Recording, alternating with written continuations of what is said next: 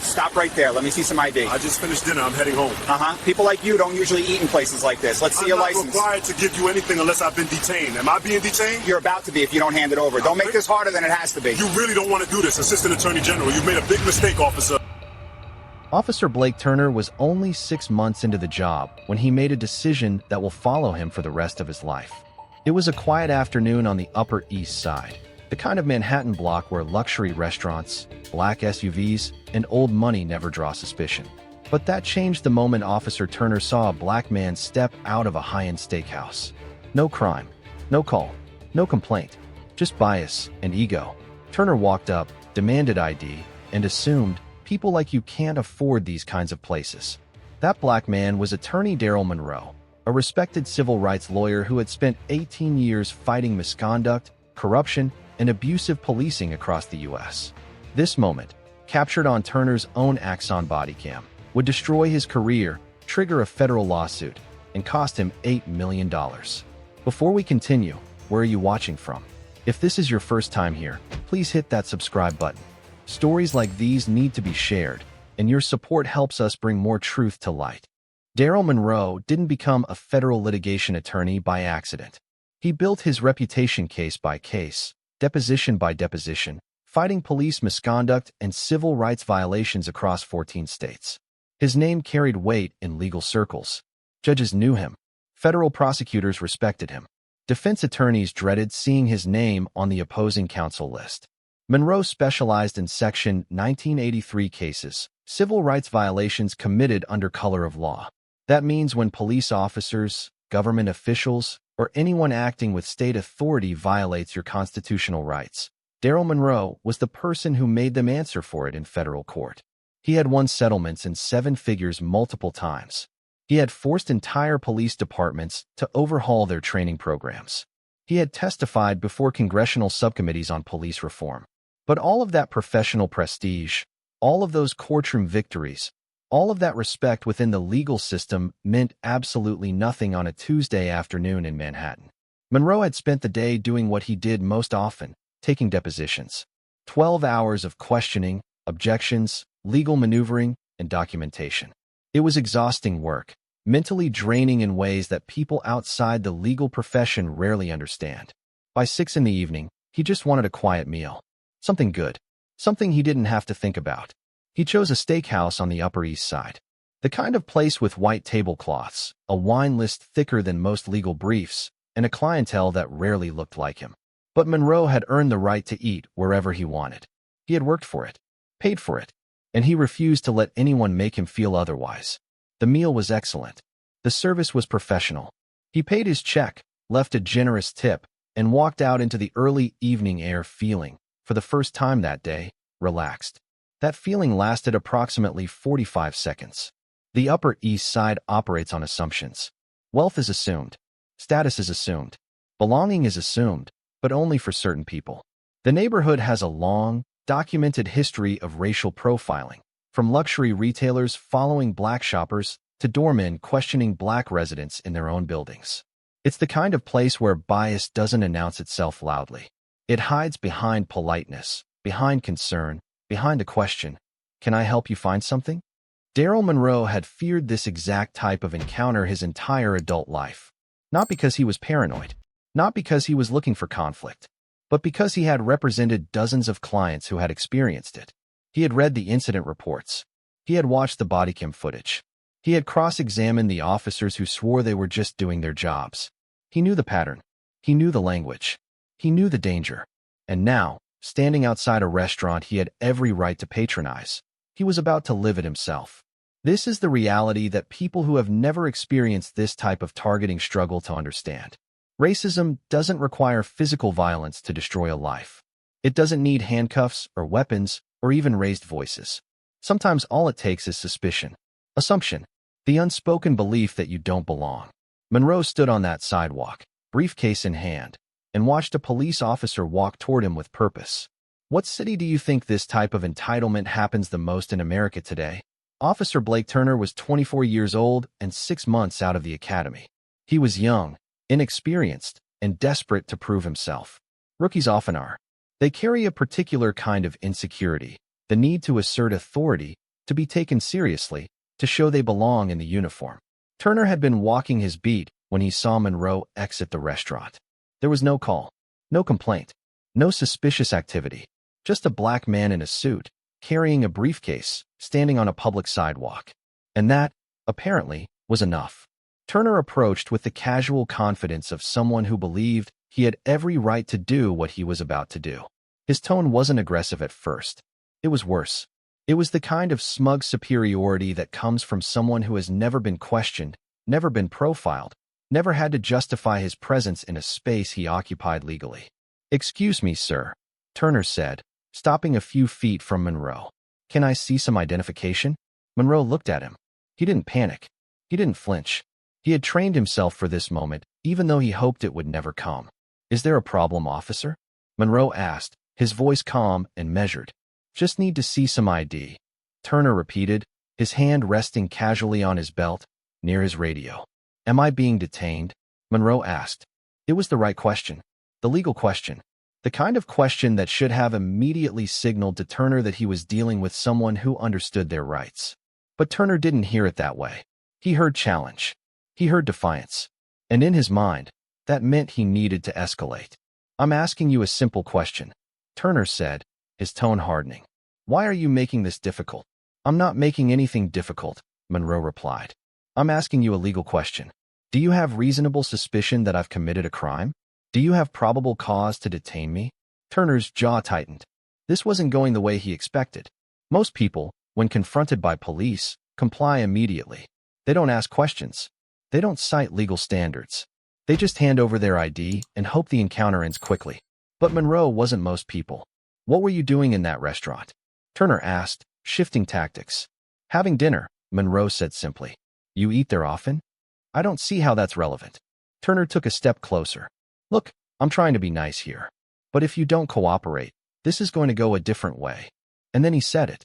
The line that would end his career. "People like you can't afford these kinds of places." The words hung in the air. There was no ambiguity, no room for interpretation. It was racism, plain and spoken, captured on the Axon bodycam mounted on Turner's chest. Monroe felt something cold settle in his stomach. Not fear, not even anger, just a grim, exhausted recognition. This was happening. After 18 years of fighting this exact behavior in courtrooms, after deposing officers who said the exact same kinds of things, after representing clients who had been profiled, harassed, and brutalized, it was happening to him. He could have ended it right there.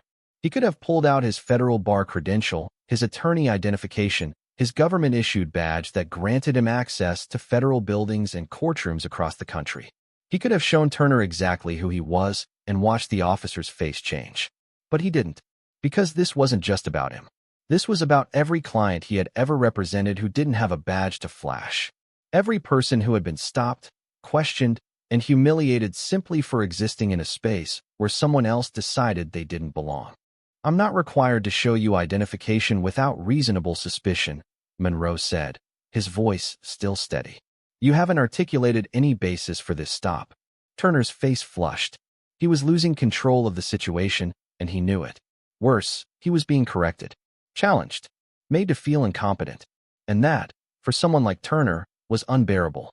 "You're being detained for suspicious activity," Turner said, reaching for his handcuffs. "What suspicious activity?" Monroe asked. "That's for me to determine. That's not how the law works." "I don't care what you think the law says," Turner snapped. "You're going to show me ID, or you're going to be arrested for obstruction." Monroe saw it then, the moment when ego overtook reason. When Turner stopped thinking like a police officer and started thinking like someone who simply needed to win. This wasn't about law enforcement anymore. It was about dominance, about forcing compliance, about teaching someone a lesson for daring to question authority. "I'm a federal attorney," Monroe said quietly. "I specialize in civil rights violations under Section 1983. I've litigated cases exactly like this one. And I'm telling you, officer, that you are currently violating my Fourth Amendment rights." Turner laughed. Not a genuine laugh. A dismissive, disbelieving sound. "Sure you are." Monroe reached into his jacket pocket slowly, deliberately, making sure his hands were visible at all times. He pulled out a black leather credential wallet and opened it. Inside was his federal bar card. His attorney identification. His government-issued badge that identified him as counsel authorized to practice in federal court. He held it up so Turner's bodycam could capture it clearly. Turner's face changed. The smirk vanished. The confidence drained away. For a long, terrible moment, he just stood there, staring at the badge, realizing exactly what he had just done. He had racially profiled a federal civil rights attorney. He had made assumptions based on skin color. He had manufactured suspicion out of nothing. He had threatened arrest without legal basis. And every single second of it was recorded on his own bodycam. "Have a good evening, officer," Monroe said quietly, closing his credential wallet and walking away. Turner didn't follow. He just stood there, frozen, as the weight of his mistakes settled over him like concrete. If you were Darrell in this moment, would you have revealed the badge earlier or waited like he did? The bodycam footage reached the NYPD Internal Affairs Bureau within 48 hours. Not because Turner reported it, not because his supervisor flagged it, but because Darrell Monroe filed a formal complaint and specifically requested the footage under public records law. Internal Affairs had no choice but to investigate. The evidence was incontrovertible. Turner's own camera had documented every moment. The stop without reasonable suspicion, the racially charged comment, the threat of arrest without probable cause. But even with clear evidence, the system's first instinct was to protect its own. The police union immediately released a statement defending Turner. They claimed he was conducting routine community policing. They suggested Monroe had been uncooperative and escalated the encounter unnecessarily. They framed Turner as a young officer still learning the job, someone who deserved a second chance. It was the same playbook used in hundreds of similar cases. Blame the victim, question their credibility, reframe lawful resistance as aggression. But this time, the playbook failed. Because Darrell Monroe wasn't just any victim. He was an attorney who had spent nearly 2 decades dismantling these exact defenses in federal court. He knew the language. He knew the tactics. And he knew how to dismantle them piece by piece. Monroe went public, not out of revenge, not for attention, but because he understood something fundamental. This case wasn't just about him. It was about every black professional who had been profiled in their own neighborhood. Every person who had been questioned for existing in spaces they had every right to occupy. Every client he had represented who didn't have the legal expertise to fight back. The media coverage was immediate and intense. National news outlets picked up the story. Legal analysts broke down the constitutional violations in detail.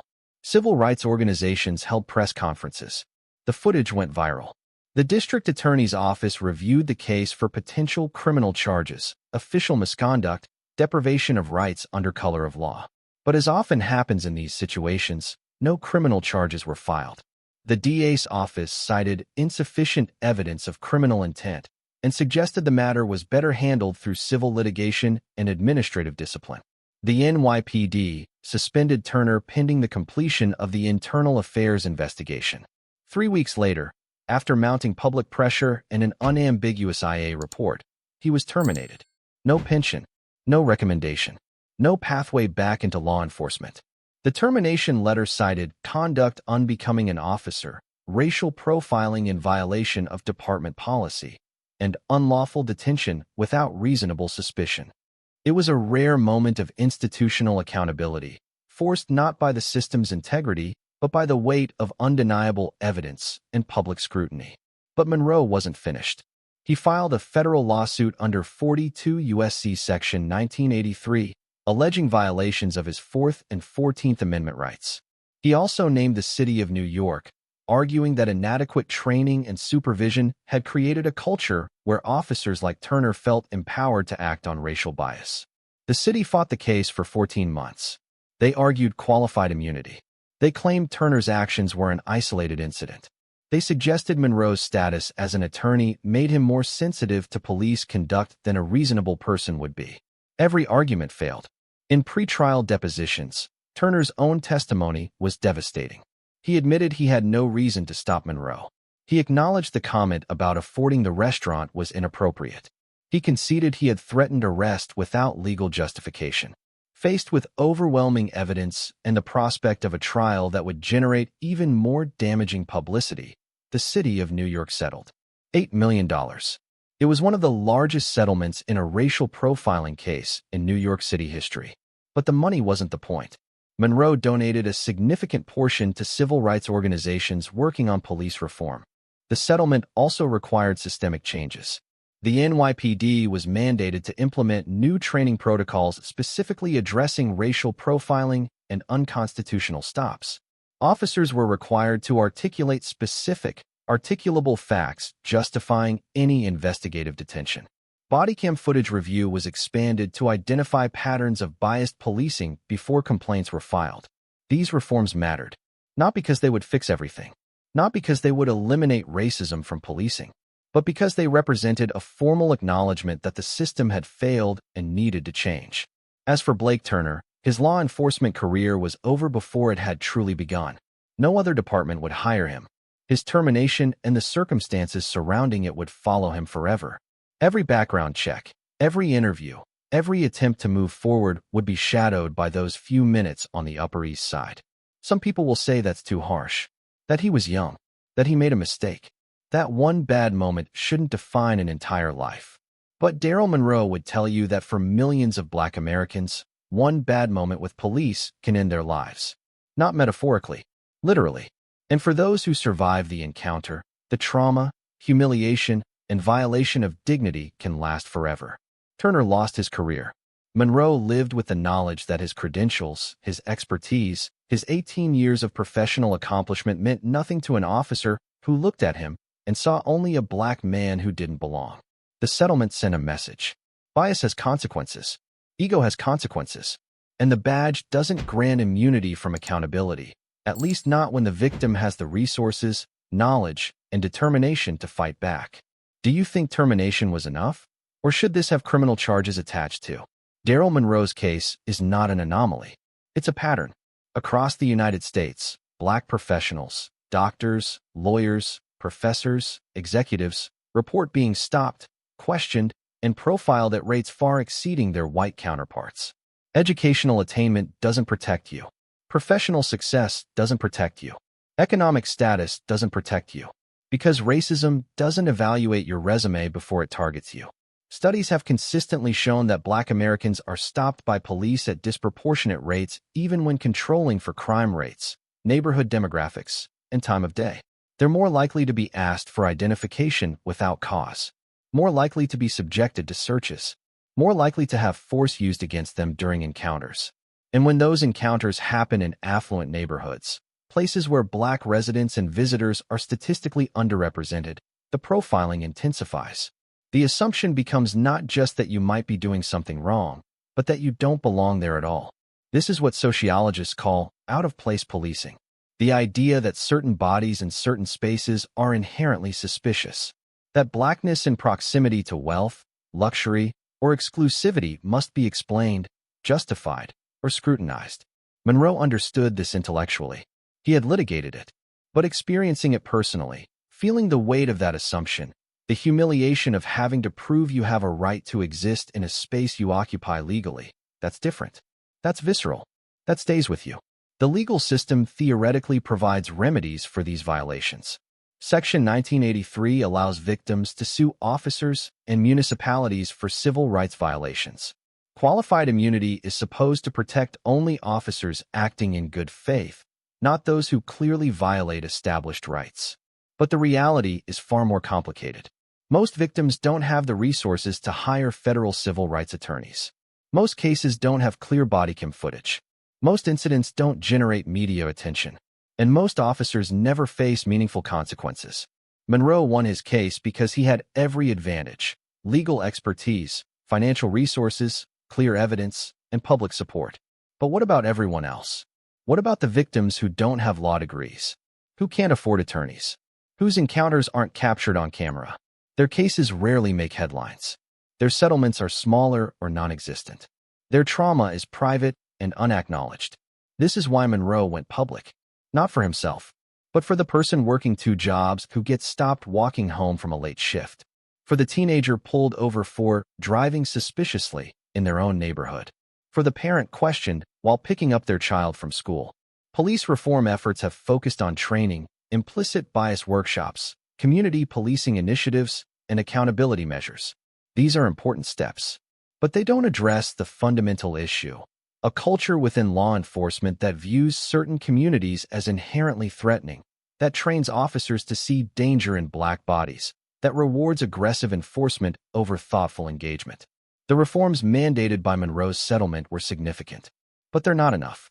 Training can teach officers what not to say. It can't necessarily change what they think. Policy can prohibit racial profiling. It can't eliminate the bias that motivates it. Real change requires more than procedural adjustments. It requires confronting the historical roots of American policing, which has always served dual purposes, protecting certain communities while controlling others. It requires rethinking who becomes a police officer and why.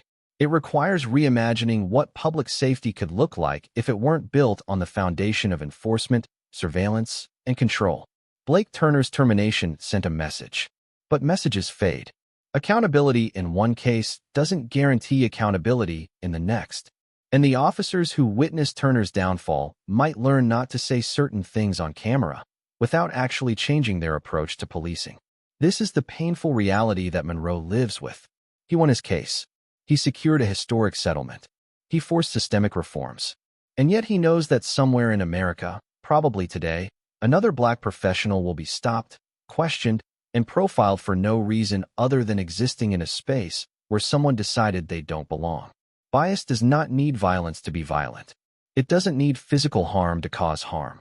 The violation of dignity, the presumption of criminality, the constant burden of having to prove your humanity and your right to occupy space. This is violence. Slow, insidious, and corrosive. Monroe's case should have been a turning point. But turning points require follow-through. They require sustained effort.